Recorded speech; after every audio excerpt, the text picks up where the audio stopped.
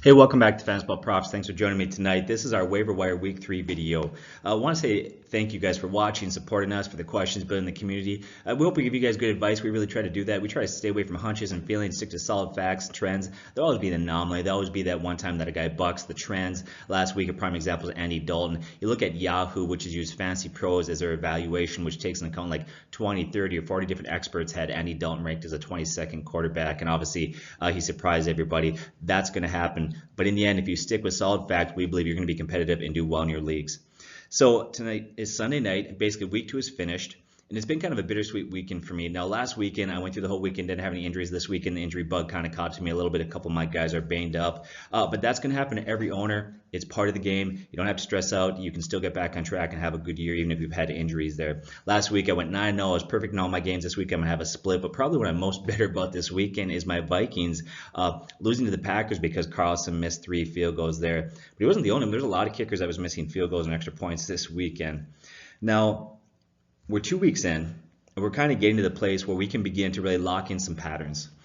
We can start to see trends. I think it's going to be easier to do matchup plays from week to week, start sit choices, waiver wire decisions, because the offensive defense rankings are starting to solidify. We can really go beyond just 1 or 2 weeks and start to tell, okay, that we see this defense is struggling and this player is going to be effective, things like that. It's become a lot more locked in. And by week 3, that's when I really feel like after week 3, now you can know for certain what's happening in the NFL for this year.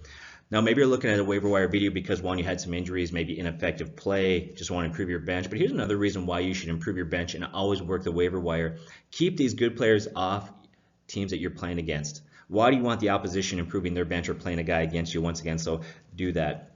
Another thing that we do in our waiver wire video is we don't always talk about guys that are 95% available, and here's why we do that. There are occasionally a guy out there that'll be 95% available that we think can be productive for you, but usually if they're readily available, there's a reason for it. So we'd rather give you 5 or 6 guys at each position that are 20 to 30% available with the idea that you'll be able to find one of those, but they're more productive, they're more trustworthy in terms of a guy that you can pick up and use. Another thing we always say is you need to contextualize this information. So every league is different. Every score system is different, league size, bench, things like that. There's so many things that we can't take into account. Even if a quality player should pick up, maybe you need to drop a guy, should you drop a guy? There's just so many things that we can't tell you to do. So you got to take this information and flex it into your league, into your team. Some of the concerns out there right now, look at Le'Veon Bell right now is holding out. I have Bell and Connor in a number of leagues. Thank God I handcuffed them. But right now I'm kind of torn because if Bell comes back, obviously he's a great running back and he's going to start once he gets in playing shape. But there's no doubt that Connor is going to actually chip away at some of his touches. I'd rather have him trade Bell to another team. Obviously they're not going to do that. But Bell coming back at this point is kind of dicey, honestly. Marcus Mariota missed a week. He was supposed to play. Last second he didn't suit up. Jay Ajayi left with the back injury. He did come back. LaShawn McCoy had a rib injury. We'll see how that plays out. It looked like he was in a lot of pain after the game. Dalvin Cook had a leg injury. Now, after the game, he said he was fine, although you look at Leonard Fournette said the same thing last week. He had a hamstring injury. He said he was going to be fine. He sat this week. And then Greg Zuerlein missed. So there's just a lot of little injuries out there, things we want to take a look at. But let's get right into our first thing. And I like to talk about running backs first. And the reason why is those are usually the questions that we have in terms of waiver wire considerations are the running back position.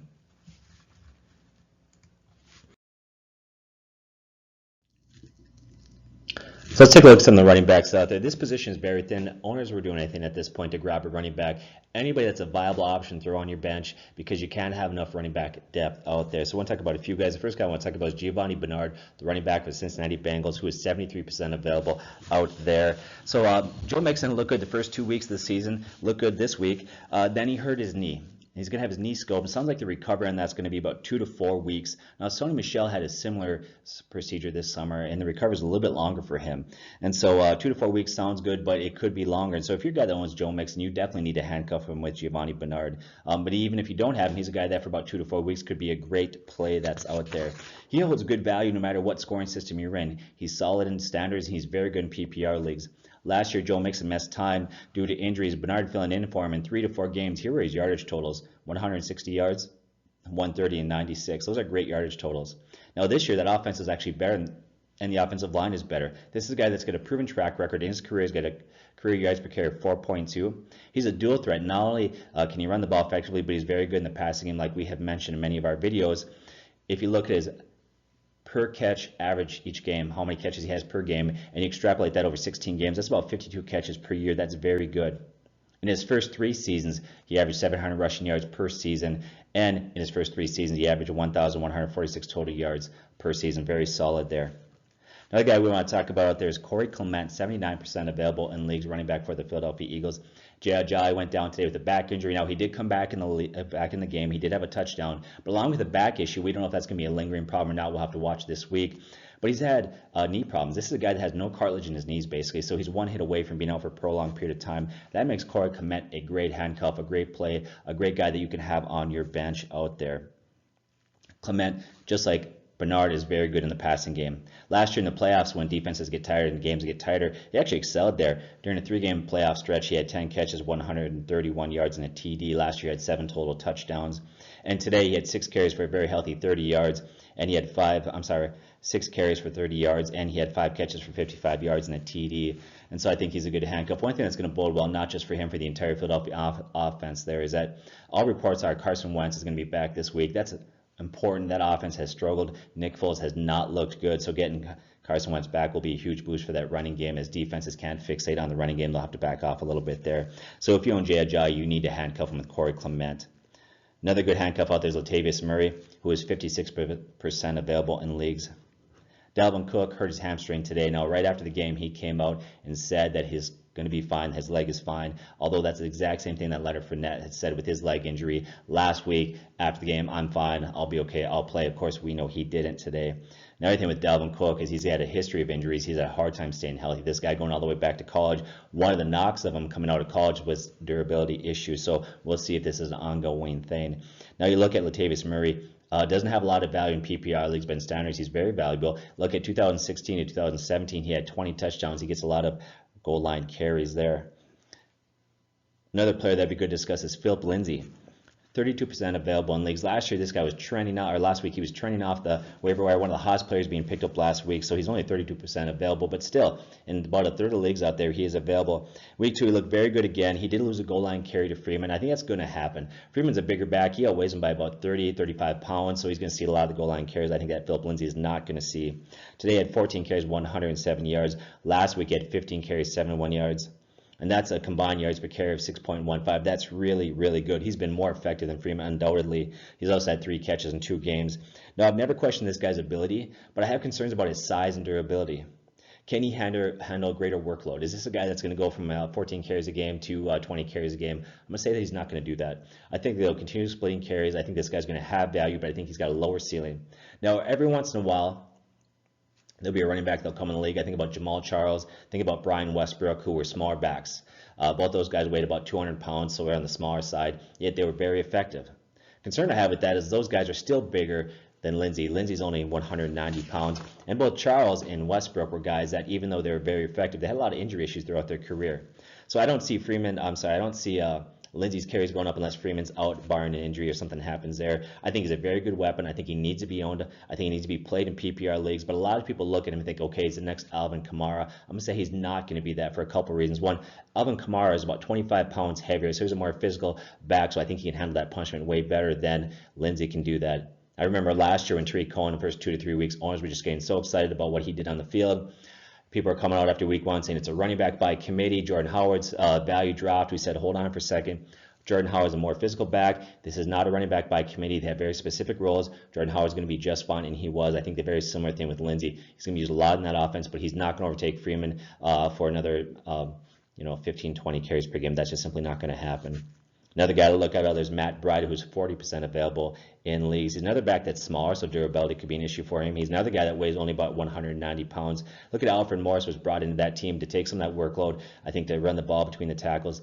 Today, Matt Breida goes out, has a great game, 11 carries, 138 yards, and a TD. He also had 3 catches for 21 yards. Last season, he looked good, had a very healthy yards per carry, and he was used a lot in the passing game last year. Now, the one thing about him with his size and volume is, okay, today he goes out, he only has 11 carries. I don't think you're going to see it much different than that. Him and Morris split carries kind of down the middle. I think that will continue from week to week. And so if you're expecting this guy to go out and have this production week to week, then what you're expecting is that every time he has 11 carries, he'll have 138 yards rushing. That's simply not going to happen. But he's very valuable, especially in PPR leagues. The reason why we're big on him going into this preseason was because, one, him and Jerick McKinnon had very similar skill sets, and so we thought they devalue each other. But now that Jerick McKinnon is out for the year, that's a huge boost to Matt Breida. So he's definitely a guy that needs to be owned, especially if you're in a PPR league out there. Another guy out there that you need to consider picking up is Aaron Jones, running back for the Packers, who is 39% available in leagues. He's done serving his 2-game suspension. Now, we previewed him before, and we said before the season started, we even said this last year, Aaron Jones is going to win that game. He's going to win the running back job there. He'll become the #1 guy. Now, let's take a look at Williams. His guy in the first 2 games this year has had 31 carries, 106 yards, and had 3.42 yards per carry. Not very different than last year when we came out last year and said, you know what, Williams and Ty Montgomery are not the answer. I know some people are upset by that. He just simply hasn't excelled. There's some analytics that we've given a number of videos to break down why he's just not a very good back and why Aaron Jones is a much more effective running back there. Now, I think it might take a couple games for Jones to unseat Williams totally, but I think when it's all said and done, I think that Jones is going to be the starting running back there. I think he'll overtake those guys. He's much more effective running the ball. And then this week, Aaron Jones comes back to a very bad Tampa Bay defense, so that's really good for him. Rashad Penny is another one that a lot of people are considering or taking a look at out there. He's 35% available in leagues. Make no doubt about this. Chris Carson has ran much better at this point. He's the #1 back there. Penny is not. Although Penny has shown value in the passing game. Last game, he had 7 carries for 8 yards. Not very good, but he did have 4 catches for 35 yards. He's got talent. He's got potential. I think he's a guy that you need to bench stash and watch and wait and see what he does in deeper leagues. You're not going to start this guy unless, of course, Monday night they go out and Chris Carson gets hurt, something like that. TJ Yeldon, running back for the Jacksonville Jaguars, 30% available out there. Fournette missed time because of a hamstring injury. Leonard Fournette, just like Dalvin Cook today, came out last week and said, my leg's fine, I'll play. Of course, he didn't play. Now, the concern I have is that Leonard Fournette is a big physical back, but he's actually missed a lot of time with injuries, or he's been a guy that he's been a game-time decision, or he's played hurt, and so there's concerns about durability there. I think Yeldon's a handcuff that you need to have if you're a Fournette owner. He's also a nice bench stash that you could plug and play if Fournette is out. This week he had 10 carries, 58 yards. Last week he had 14 carries, 51 yards. He also had 5 total catches in 2 weeks and a touchdown. This is a guy that in his career has actually been very effective in the passing game. If you look at, he's another guy, much like Bernard, who, if you look at his catches per game average and you divide that out, or you extrapolate that out, I should say, over 16 games, it turns out to be around 50 catches per season. That's very good there. He's actually more versatile than Leonard Fournette, so he's a good pickup there.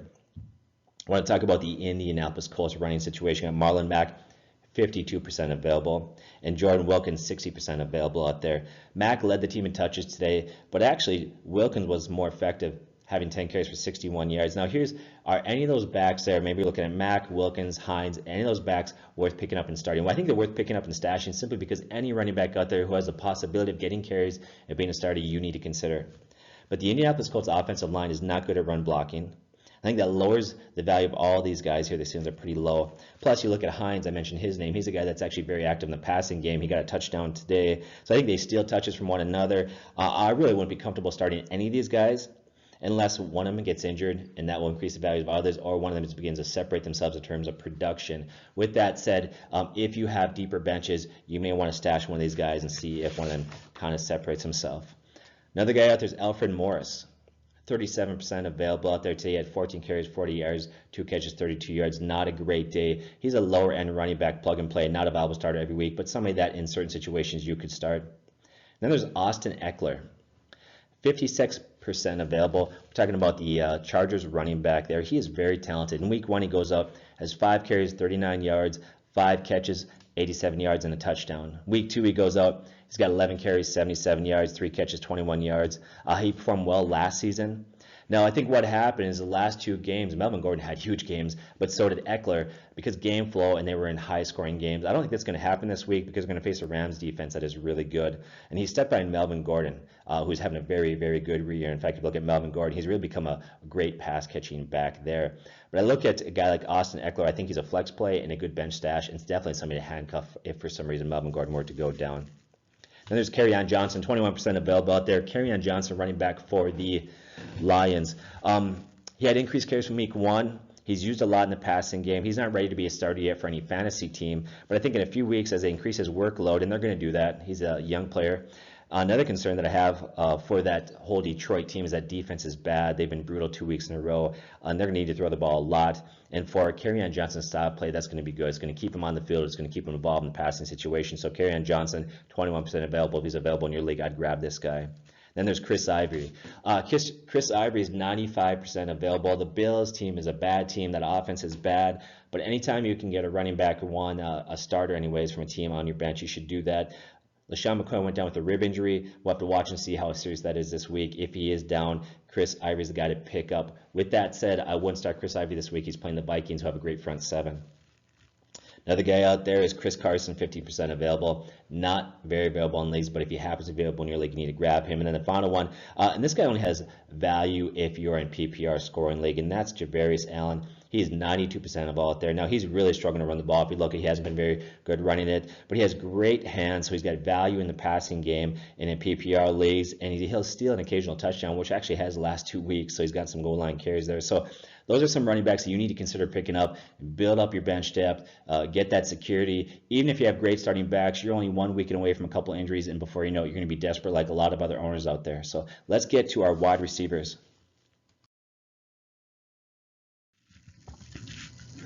So the first wide receiver I look at is Quincy Enunwa. He is 39% available out there. In 2 games, he had 21 targets. By far, the favorite target is Sam Darnold. First week, he had 6 catches, 63 yards, and a touchdown. Today, he goes 7 for 92. We talked about him in a sleeper video. We did some deep analytics and broke down just this guy's actually a lot better than people realize, and he was very productive when you consider the situation that he was put in. So he's a guy that you definitely need to pick up. Quincy Enunwa should be owned in all leagues out there. Another guy out there is Kenny Galladay. He's also 39% available in leagues. Many people felt it was only a matter of time before Kenny overtook Jones and Tate into that number 1, number 2 role as a wide receiver, and he actually may do it sooner than later. This guy's looked really good this year. Today he goes out for 6 catches, 89 yards, and a TD. Last week he had 7 catches, 114 yards. I think another thing that bodes really well for Kenny Galladay and that entire offense there is Detroit's defense is bad. I think you look at how they played against Sam Darnold. They made that rookie quarterback look like Joe Montana. They're going to need to throw a lot to stay in games. He's a guy that needs to be owned, especially if you're in a dynasty league. A wide receiver that I wish you would really seriously consider picking up there also is Mike Williams. Wide receiver for the Chargers. He's 40% available. This guy's legitimately good. He was a first-round pick last year. He's big. He's very talented. Now, week 1, he goes out, he has 5 catches, 81 yards. Now, today he only has 2 catches, 27 yards, and a TD, but he had a beautiful touchdown catch there. But he only had 2 targets, and part of that was game flow. They jumped out quickly to a 28-3 lead over the Bills, and they didn't even throw the ball a lot after that.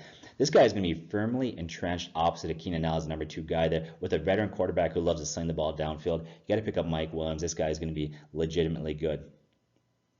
We had some questions come in this week about Sammy Watkins. What do you do with Sammy Watkins, right? He's 20% available in leagues out there. Former first-round pick. Somebody asked me this week, do I trade him? I think it was for Lockett or somebody. I can't remember who it was.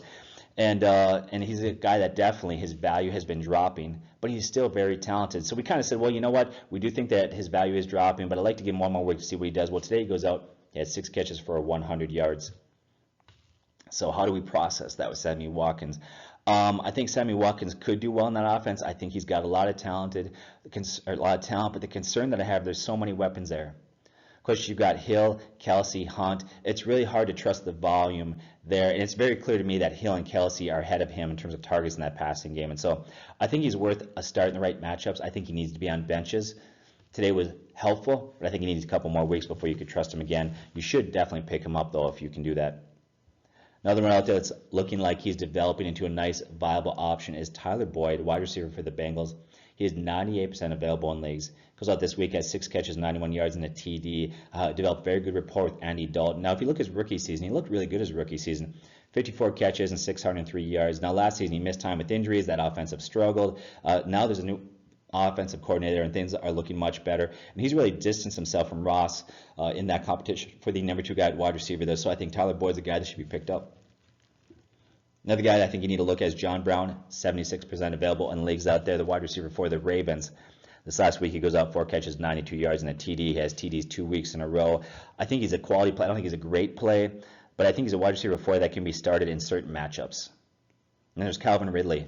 First-round pick this year, wide receiver for the Falcons. 78% available in leagues out there. He had a nice game today, 4 catches, 64 yards, and a TD. He has a nice matchup next week against the Saints. The former first-round pick, I think he's going to get better and better and grow as a rookie. He's still not a guy that you can trust week to week, but he's definitely a guy you should put on your bench because in a couple weeks this guy could get really hot. So you need to grab him now before other owners do. And this one shocked a lot of people. I think he's a guy that you need to get picked up. Antonio Callaway, the wide receiver for the Browns, 94% available in leagues out there. So Saturday morning, everybody in fantasy and even the NFL was really shocked to hear that the Browns are going to either trade or cut Josh Gordon come Monday. That means Antonio Callaway will become the number one or the number two wide receiver there in that offense. Now, currently, I think he's number 3 on the depth chart, but he's going to move in that number 2 role. We can know that for certain. Today goes out, he has 3 catches, 81 yards, and a TD. In the preseason, he showed glimpses of talent. Now, in college, he was really talented. A lot of people felt like he should have got drafted high, but the reason why he dropped is off the field issues. So apart from all that, this guy's got a lot of talent. He's the number 2 guy on an offense that's going to need to throw the ball a lot. They're playing from behind constantly there. Now I want to talk about Deshaun Jackson. 52% available in leagues. All I can say about this guy is wow. First week he goes out, 5 catches, 146 yards and a TD. He follows it up this week, 4 catches, 129 yards and a TD. He's been very efficient. He's got 9 catches on 9 targets, so he's caught everything that's come his way. So is he a guy that you need to pick up? Well, obviously you need to pick this guy up because you can't ignore that production. The concern I have for Deshaun Jackson, I don't think that's going to continue. And the reason I don't think it's going to continue is not that, I mean, this is a guy that has had times in NFL career, been very productive, but I think the targets are too low. This is another offense that has so many weapons. You got Godwin, Evans, O.J. Howard. So you're expecting that he's going to catch every ball and stay that productive. And I think his yards per catch are just insanely high right now. That's not going to continue. He should be picked up, but you're going to see a dip or drop in production. We'll stay in that same Buccaneers team. We'll talk about Chris Godwin, 65% available out there. Back-to-back weeks, he's had a touchdown. We previewed him in the preseason. We said this guy's a future star in the league, and he's going to be. This guy's very talented. He's made some beautiful catches. This guy's got a high ceiling on him. But he is limited right now due to Deshaun Jackson's resurgence, so that kind of brings his value down, but he's definitely a guy that should be owned on your bench. Then there's Keelan Cole. Talk about a guy that made some spectacular plays today. He's 52% available out there. He goes out, 7 catches, 116 yards, and a TD against the Patriots. He made some beautiful catches. He is their number 1 guy. Marquise Lee is out for the year. He must be owned. Now, he is limited by Bortles, who that guy runs hot and cold. He can have some good games, and he'll disappear and play brutal for games. So he has very stretches of bad play. Also, the Jags, I think, formula for success is going to be defense and ball control, kind of the old school ways. But you can't ignore Keelan Cole. You got to pick this guy up. Here's some guys that I'll talk about just real quickly, what we call quick hitters, guys that are not highly available, but if they happen to be available in your league, you should grab them. Get Nelson Aguilar. He's only 11% available, but he's getting great volume with Jeffrey out. He's got a good matchup this week against the Colts. Carson Wentz is due back. Jeffrey may or may not be back this week. We don't know. Another one out there is Devin Funk's just 11% available today. He goes out, he has 7 catches, 77 yards. Now they play the Bengals this week. That Bengals defense is slightly better than last year, but not significantly better. And then you got Will Fuller.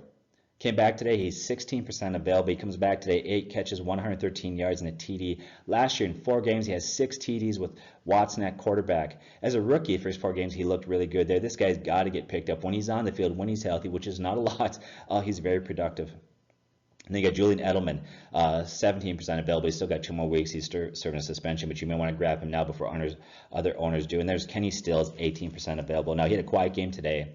But make no doubt about it, this guy's ahead of Parker and Amendola. When it's all said and done at the end of the year, he's going to be the number 1 wide receiver. He'll lead the team in yards and touchdowns. He's the number 1 wide receiver on that team, and in fantasy, he probably falls more into the wide receiver 3 or 4, depending upon your league size there. So those are some wide receivers that you need to consider. Let's get to quarterbacks.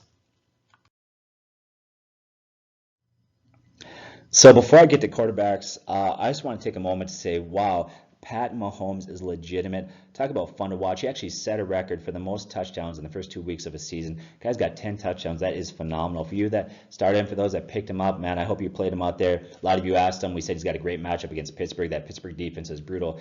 Just wanted to give a shout out to Pat Mahomes. He's been fun to watch. That offense is fun to watch. So let's get to first guy out there. I wish he was a guy we talked about, but he's not readily available. I think he's like 5% available out there. So he's probably not available in your league, so we're not going to get into him too much. Ryan Fitzpatrick is 80% available. Now, this week he plays the Steelers, who for the last 9 games, that defense has been atrocious. And Ryan Fitzpatrick is another guy. He's had back-to-back weeks of 400 yards passing and 4 touchdowns in each game. This guy's been phenomenal. So you look at Tampa Bay, they're probably in the top 5 in terms of weapons, offensive weapons on that team. They've got to be top 5 in the league. They have phenomenal weapons on that team. They have a brutal defense, and they're playing a bad defense, which is a formula for a big day again. So I think that this is a guy that you need to pick up and play next week. And the way he's playing, Winston may stay on that bench for a while after he comes back from suspension. Who knows? So Ryan Fitzpatrick, Pat Mahomes are the reason why we say all the time, don't draft a quarterback early. There will always be one out there. There's always good quarterbacks. Build your other positions. These guys are why, because Fitzpatrick wasn't drafted in almost any league. And you look at Pat Mahomes, a lot of these went undrafted, or he was picked up as a backup quarterback for a lot of owners. Derek Carr, 57% available. Had a nice rebound game against a very good Denver defense today. He was efficient. He was effective. Now, after facing two good defenses in the Rams and Broncos, he's going to get a little bit of relief because he's going to face the Dolphins. I think he's a guy that you can pick up there. I like Derek Carr. Forget week 1. He's very talented. Things are going to get better. Gruden's going to work some things out there. I think when it's all said and done, Derek Carr's going to have a very nice year. I think it's a good start this week. Now you got Joe Flacco. Joe Flacco, after having some brutal seasons, played well in the preseason, played pretty well the first 2 weeks. He does have Denver, who Carr performed well against. So I think he's a fair play this week. Yet the concern I have is that could easily become a defensive battle. We know the Ravens have a good defense at times, although they slipped a little bit last week. We know the Broncos have the potential to have a good defense. So Flacco's an option. I'd probably tell you to probably stay away, though. Got Ryan Tannehill out there, 97% available, playing Oakland. If you're in a deep league or a league where you have to start 2 quarterbacks, he's serviceable. He's not great, but he's not a bad option. You got Andy Dalton. Andy Dalton, 73% available out there playing Carolina. That new offensive coordinator, you look at Boyd's development and improve offensive line. I think he might be back to his 2015 form. You could look at Andy Dalton out there. And then you got Case Keenum.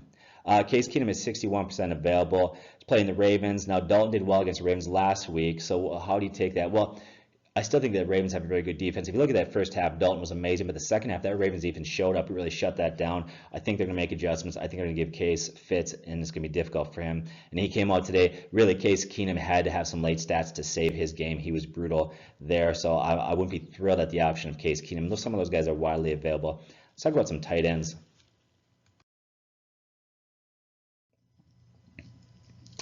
Not a lot of great options out there, tight ends to pick up at this point. I think about one of those, Jesse James. Today he goes out, he has 5 catches, 138 yards, and a TD. He's really become the tight end that's getting the looks, the targets. He's had 10 targets in 2 weeks. And like we've said throughout the video and in other videos, Pittsburgh's defense is bad, and so that's going to create more need to throw the ball there. I look at him, I think he's an option, but I don't think he's a top 12 tight end option yet. So he's somebody that if you're desperate, you could use. Guy O.J. Howard out there, 33% available. Today he goes out, 3 catches, 96 yards, and a touchdown. Now he's had 5 targets in 2 games. He's a guy that's got a lot of talent, but he's another one where volume is going to be an issue because they have so many weapons there and those targets get spread around. He's a guy that you could definitely pick up, but you need to understand that from week to week he'll be a scary and inconsistent play. There'll be weeks where he might get 2 catches for 20 yards, then next week blow up for 100 yards and a TD. Another one out there is Eric Ebron, 56% available. He's had touchdown in back-to-back weeks, had a beautiful touchdown today. He's a guy that I love to move into that role. He's a first-round pick, if I remember correctly. Tight end had a lot of potential, but didn't really work out with the Lions. So the potential's there, but he has Doyle that they're splitting targets with. So if one of those guys were to go down, that would help. Right now they devalue each other, but Eric Ebron's a guy that you could pick up. Then Austin Hooper. Austin Hooper is 84% available out there today. He goes out 5 catches, 59 yards, and a touchdown. He's clearly the number 1 tight end in that offense. He's young. He has potential. He's not a great play. He's another one, doesn't get a lot of targets, a lot of volume, but at least he's a safe play there.